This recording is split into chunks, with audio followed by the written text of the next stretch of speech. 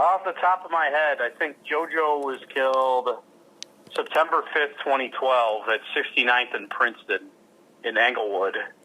And the funeral was a couple years later, or a couple days later. And if I'm not mistaken, and this is off the top of my head, I think his funeral basically kind of brought the issue of gang funeral processions, where there's, gang members basically, as being kind of an issue in certain neighborhoods in Chicago, if I'm not mistaken, because at his funeral got a little rowdy, if I'm not mistaken.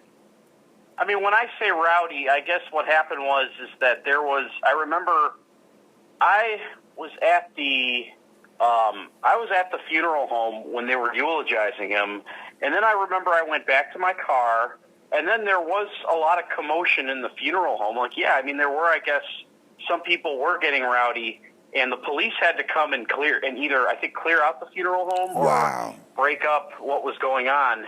And it was kind of a chaotic few days. I remember from when he was killed, because what happened was that they so the police at the time were saying, and this is off the top of my head, Robert, so please forgive me. He was an aspiring rapper, I remember, and he was.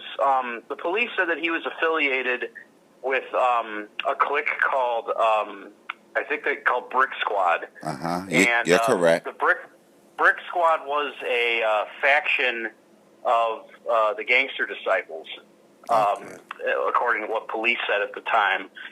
And one of their rivals in that part of Englewood, where Lil JoJo was killed, was it was a gang called Lamron, which is backwards for Normal, as in Normal Avenue. It's a street in Englewood on the south side of Chicago, and they were a faction of the Black Disciples.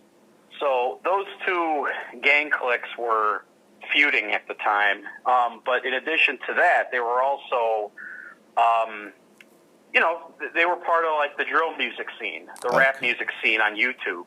And that's when it was growing big at that time, if I'm not mistaken. That's when it was growing big because the Lamron Black Disciples, one of the rappers who the police said who was loosely affiliated with them was Chief Keef.